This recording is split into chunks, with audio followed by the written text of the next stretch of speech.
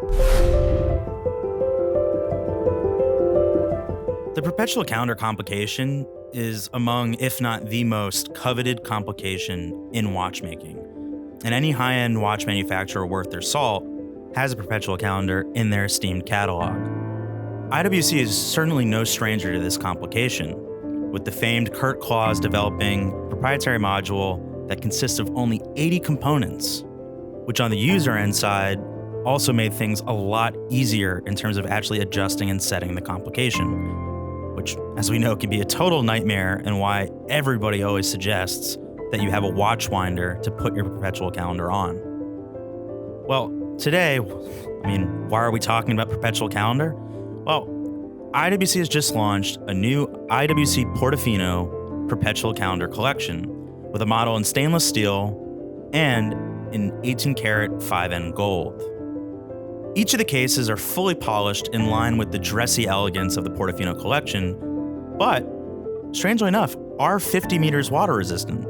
Now, these watches both come on leather straps, so you're not going to swim with them out of the gate, and even if you were to find an aftermarket, more aquatic-friendly strap, I still probably wouldn't swim with it, but technically speaking, you can, at least at the surface.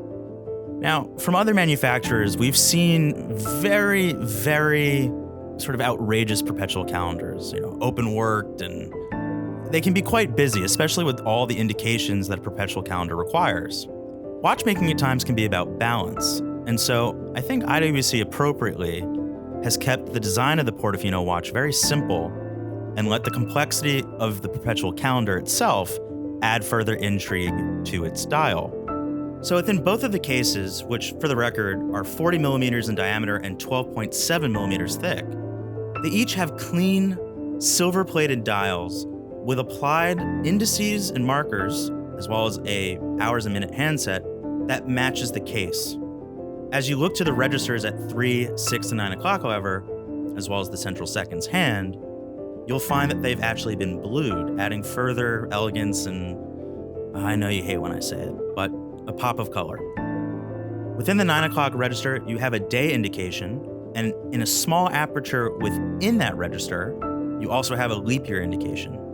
At 6 o'clock, you have a month indicator, and within it, a moon phase aperture that displays the current phase of the moon. At 3 o'clock, that's your calendar date indication. So it'll display the one of 31 days in a month, and of course, the beauty of a perpetual calendar is that it does not need to be set or reset as the number of days in a month change. It automatically is programmed to do so. And in fact, this perpetual calendar won't need to have any sort of manual intervention, assuming it's running until then, until the year 2100. So quite frankly, it's going to be the next generation's problem when you pass the watch on. As I mentioned before, each of the watches are outfitted on a leather strap, and they're blue in color. So it's actually a nice little tie-in to the central seconds hand and the register hands that have been blued. So there's at least a common thread there. It's not blue for blue's sake. Flipping the watch over, as IWC actually normally does a very good job of, the movement is very well sized to the case. So a lot of the exhibition case back really is all movement. And this movement is the IWC manufactured caliber 82650 with 60 hours of power reserve and is nicely decorated with circular Côte de Genève and perlage.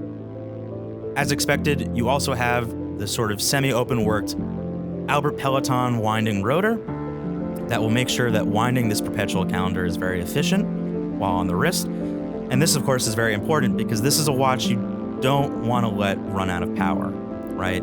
Ideally, you keep the watch running, whether you keep wearing it or you have a winder to put it on. That way, there's no need to bring the indications up to the current date once you put it back on. But fortunately, with this refined Kurt Klaus mechanism that has been further and further developed over the years, if in the event you need to do so, it will be much easier than perhaps other perpetual calendars on the market.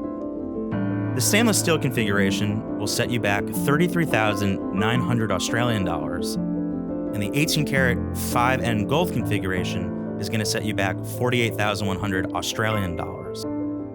As always, thank you for watching, and be sure to subscribe to the Time+Tide channel for all the latest watch news, reviews, and content. Stay tuned, and I'll see you on the next one. you.